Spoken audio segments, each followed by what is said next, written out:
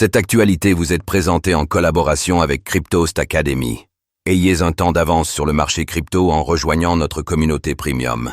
Vitalik Buterin suggère à la fondation Ethereum de staker ses Ethers, ETH.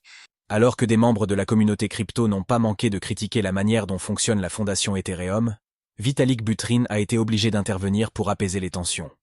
Le cofondateur d'Ethereum a annoncé que la fondation procéderait probablement au stacking d'une partie de ses Ethers, ETH.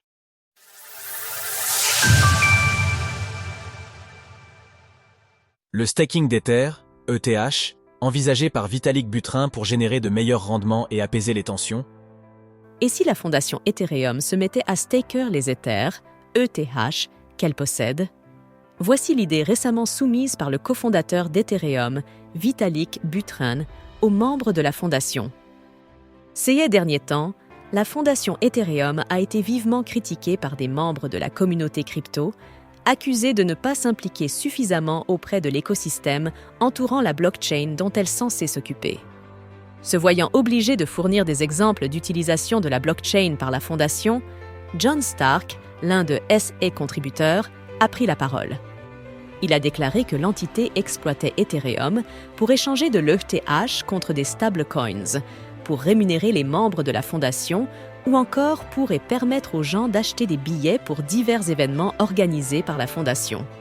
La réponse de John Stark a clairement été mal reçue par l'écosystème. C'est vraiment fou. La fondation Ethereum pourrait miser de l'ETH et exploiter la finance décentralisée pour couvrir la majeure partie, si ce n'est la totalité de son budget interne. A insisté un des membres de la communauté crypto. Devant les nombreuses critiques, Vitalik Buterin est intervenu. Sur X, il a expliqué pour quelles raisons la fondation Ethereum n'avait pas franchi ce pas. Historiquement, cela a un rapport avec le cadre réglementaire en vigueur, mais aussi notre obligation de prendre position sur un éventuel hard fork controversé si la fondation venait à staker ses ETH, explique-t-il. Vers une réorganisation en profondeur de la fondation Ethereum?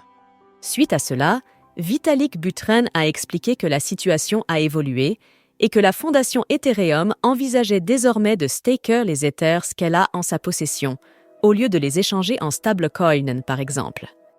En novembre, la fondation affirmait détenir 788,7 millions de tokens, dont 99,45% d'Ethers, ce qui représentait 0,26% de la supply de la crypto-monnaie à ce moment-là. Selon Etherscan, l'entité disposerait de 268 774 ETH, d'un montant de 874,5 millions de dollars selon le cours actuel de l'Ether.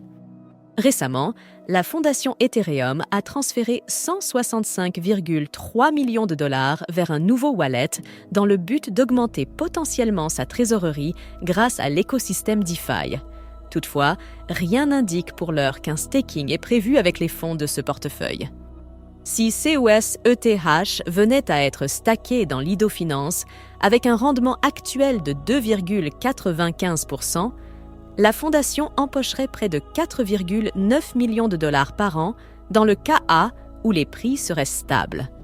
Cependant, ces gains resteraient inférieurs aux dépenses réalisées par la fondation en 2023 qui s'élevaient à 134,7 millions de dollars.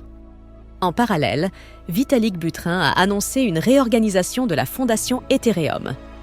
Nous sommes en effet en train de procéder à des changements importants dans la structure de direction de l'EF depuis près d'un an. Une partie de ces changements a déjà été mise en œuvre et rendue publique, tandis que d'autres sont encore en cours, a conclu le cofondateur d'Ethereum. Retrouvez toutes les actualités crypto sur le site cryptost.fr.